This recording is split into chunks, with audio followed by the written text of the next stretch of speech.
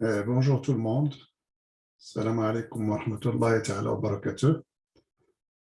Euh, je suis ravi de participer à cette conférence Green Talk dans sa troisième édition et je remercie le club Green Invest de l'ENCG de Stade pour l'invitation de l'Institut agronomique vétérinaire Hassan II pour prendre part à cette importante manifestation. Ma présentation porte sur l'agriculture biologique, définition, concept et principe.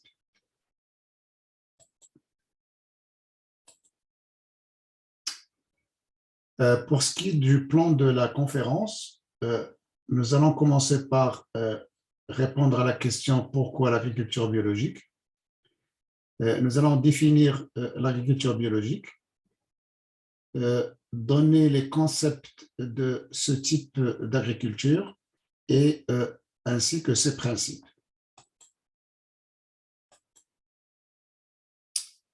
Alors, comme vous le savez, la production selon le mode conventionnel, à savoir le recours aux engrais chimiques et aux pesticides, a causé la dégradation et érosion des sols, la pollution due à l'utilisation non raisonnée des produits agrochimiques. Il a occasionné la perte de la biodiversité, aussi bien la faune que la flore, et il a eu un effet néfaste sur la santé humaine et animale. L'agriculture traditionnelle, qui consiste à des méthodes agricoles développées avant l'utilisation des intrants chimiques, variété au rendement et utilisation des machines. À côté, donc, il s'est développé l'agriculture conventionnelle qui consiste à l'application des concepts de la révolution verte des années 60 et qui consiste aussi à la pratique de la monoculture, de l'utilisation de variétés au rendement et recours aux engrais chimiques et pesticides de synthèse. C'est développé en parallèle ce qu'on appelle le système de production intégré, c'est-à-dire l'agriculture conventionnelle améliorée, qui consiste à une utilisation réduite des engrais et des pesticides de synthèse. Vu l'impact négatif de l'agriculture conventionnelle, comme on vient de le citer, s'est développé donc le concept d'agriculture durable, qui est un groupe de systèmes agricoles qui ne sont pas clairement définis, mais qui visent l'utilisation durable des terres. Également, a vu le jour l'agriculture biologique, qui est basée sur les principes de l'agroécologie, ciblée sur la fertilité des sols et la santé des plantes sans recours aux intrants chimiques. Et il y a aussi ce qu'on appelle l'agriculture biodynamique, qui est un type d'agriculture biologique, mais qui inclut, si vous voulez, une dimension spirituelle. L'agriculture biologique est définie comme un système de production qui travaille avec des conditions locales pour créer des produits qui intègrent des pratiques biologiques, des pratiques culturelles et des pratiques mécaniques. Toutes ces pratiques favorisent la biodiversité. Et des contrôles biologiques sont utilisés et qui comportent la rotation des cultures et la gestion des maladies et insectes ravageurs au lieu de les contrôler chimiquement. L'agriculture biologique doit également réduire les intrants non agricoles et les intrants externes. Ainsi, les ressources renouvelables doivent être utilisées d'une manière ou d'une autre et les engrais synthétiques doivent être complètement interdits. Lorsqu'il est bien pratiqué, l'agriculture biologique est capable de maintenir l'équilibre des écosystèmes et il utilise la nature comme modèle pour produire ce dont les cultures et le cheptel ont besoin. L'agriculture biologique est un système de production qui évite ou exclut l'utilisation des engrais composés synthétiques, des pesticides, herbicides, fongicides, insecticides, des régulateurs de croissance, les organismes génétiquement modifiés ou OGM et les additifs alimentaires pour le bétail. Si on fait une sorte de classification linéaire qui est inexacte en fait des pratiques agricoles, l'agriculture conventionnelle permet l'utilisation des traitements phytosanitaires d'une façon fréquente, alors que l'agriculture raisonnée limite le recours à ces traitements phytosanitaires, donc on les raisonne d'une meilleure façon, et alors que l'agriculture biologique, il y a absence de traitements phytosanitaires. Donc, il y a une sorte de raisonnement global des pratiques culturelles et techniques d'élevage, respect de la faune et du milieu naturel, pratique de rotation de culture, choix des variétés et des races adaptées au milieu, recours à une fertilisation ajustée et nutrition équilibrée, et préservation de la santé des végétaux et des animaux. Alors, pour ce qui est des objectifs de l'agriculture biologique, il vise à préserver les équilibres naturels du sol et des plantes, il favorise le recyclage de la matière, il recherche l'équilibre en matière organique des sols, il permet de choisir les espèces animales et végétales adaptées aux conditions naturelles et il vise le respect au mieux des paysages ainsi que des zones sauvages. Pour résumer, au niveau de l'agriculture biologique, pas d'OGM, donc organismes génétiquement modifiés, pas de recours aux engrais de synthèse, plutôt on base la fertilisation sur les fertilisants organiques, on réduit l'utilisation des ressources non renouvelables et on met l'accent sur l'utilisation des ressources locales. Donc la consommation de l'eau et des ressources en eau est réduite, la capacité de rétention en eau des sols est améliorée et la teneur en matière organique est aussi améliorée. Et on vise une large biodiversité de la flore, de la faune et des microbes au niveau du sol. Et également, on vise la réduction de la perte de sol par érosion et on vise l'utilisation réduite de l'énergie et on privilégie le recours aux rotations au lieu des monocultures et on interdit le recours aux produits chimiques de synthèse.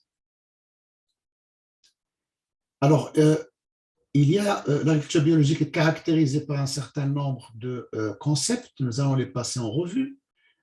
L'agriculture biologique adopte l'approche système qui permet de maintenir un sol vivant et en bonne santé, qui permet de recourir aux nutriments d'origine biologique, de faire le désherbage par d'autres méthodes que les méthodes chimiques et de gérer d'une manière écologique les insectes et ravageurs et des maladies.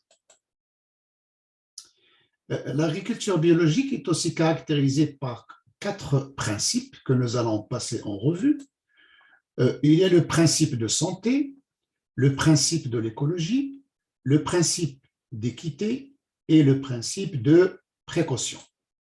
Commençons par le principe de santé. L'agriculture biologique se fixe comme premier objectif de maintenir et d'améliorer la santé des humains, du bétail, des animaux, des plantes, du sol et de tous les organismes vivants. Un écosystème sain et en bonne santé est un système circulaire, vertueux, de régénération et de maintien de son propre équilibre. Et pour préserver la santé des sols, des cultures, des animaux et des consommateurs, la première condition est la non-utilisation de substances toxiques et polluantes comme les engrais chimiques, les insecticides chimiques, les herbicides les fongicides de synthèse, les antibiotiques et les organismes génétiquement modifiés. Pour cela, l'agriculture biologique doit privilégier des traitements naturels à base de plantes ou de minéraux, des fertilisants basés sur le recyclage, comme le compost et le fumier animal. L'exploitation biologique doit aussi permettre au sol de se reposer en alternant les cultures sur le principe de la rotation des cultures et le recours à la jachère lorsqu'on en a besoin. Le deuxième principe, c'est le principe d'écologie. L'agriculture biologique s'inscrit donc dans une démarche écologique, c'est-à-dire comme une relation harmonieuse entre les habitants et leur environnement. Des plantes ou des animaux importés non acclimatés ne peuvent pas s'inscrire dans une démarche écologique et l'agriculture biologique se doit de conserver les espèces locales adaptées à leur environnement. On donne ici l'exemple des races bovines adaptées à différentes régions du Maroc, notamment ici la race Benigild, la race Sagro, Demmen, etc. Donc, Timhdit, Sardi, etc. Et nous avons les races bovines aussi adaptées à différentes régions, comme la brune de l'Atlas dans le Moyen Atlas, Tidili dans la région de Ouarzazate et la blonde d'Oulmas, Zahir, dans la région indiquée. Le principe de l'agriculture biologique est un principe circulaire, c'est-à-dire il vise un équilibre entre ce qui est pris à la terre et ce qui lui est rendu. Donc, il y a une sorte de recyclage de nutriments par l'élevage à travers le fumier qui est appliqué au sol pour subvenir aux besoins des cultures qui, elles-mêmes, sont utilisées pour, disons, satisfaire les besoins alimentaires du cheptel, de l'élevage. L'agriculteur doit aussi veiller à ne pas exporter sa pollution en ne recyclant pas les déchets de la ferme ou en transportant ses produits pour les vendre. Donc, il y a une sorte de recyclage. Il y a donc des entrées à travers des aliments de bétail, les animaux qu'on introduit au niveau de la ferme, la literie de ces animaux, les fertilisants qu'on achète et les FICO qu'on produit et l'azote qui est fixé par les plantes elles-mêmes. Donc, l'azote de l'air est fixé par les plantes. Donc, les aliments, donc, on les produit, on les donne au bétail, le bétail produit du fumier et donc nous avons des sorties, des animaux qui sont nés sur l'exploitation, production de viande, production de lait et des œufs, production de culture et production de fumier. Il y a soit des pertes ou stockage de ces nutriments au niveau du sol selon les cas. Donc, l'agriculteur, qu'on vient de le dire, doit aussi veiller à ne pas exporter sa pollution en transportant ses produits pour les vendre loin du lieu de sa production, de la production, soit au niveau interne, au niveau du Maroc, et soit au niveau à l'étranger, soit au niveau international. L'agriculture biologique s'inscrit donc obligatoirement dans un circuit court. Ce qui est produit doit être consommé localement et pendant la saison normale de production. Le troisième principe, c'est le principe d'équité, comme le schéma l'indique.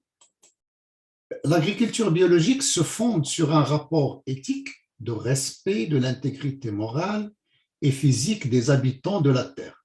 Donc, on prend soin de la Terre pour mieux produire, on prend soin des gens, donc des ouvriers, des agriculteurs et toutes les personnes qui sont liées de loin ou de près à la terre, et on vise un partage équitable des ressources. L'élevage en batterie, comme c'est indiqué ici, la maltraitance animale, comme c'est indiqué dans cette photo, mais aussi l'exploitation humaine, ne peuvent pas être tolérés dans le cadre de l'agriculture biologique.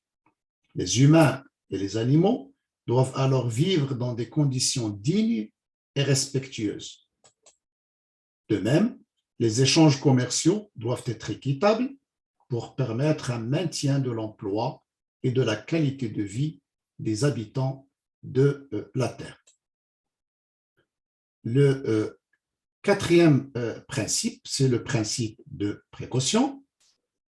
L'agriculture biologique s'inscrit dans le temps et ne doit pas céder au mode de son époque. Il y a des gens qui croient que l'agriculture biologique est une sorte disons, de mode. Ce n'est pas le cas. Les nouvelles technologies ne sont pas rejetées, mais elles sont observées et évaluées avant d'être adoptées dans le mode de production biologique. Par exemple, la technique des OGM n'est pas acceptée car trop récente et présentant des risques connus ou encore inconnus.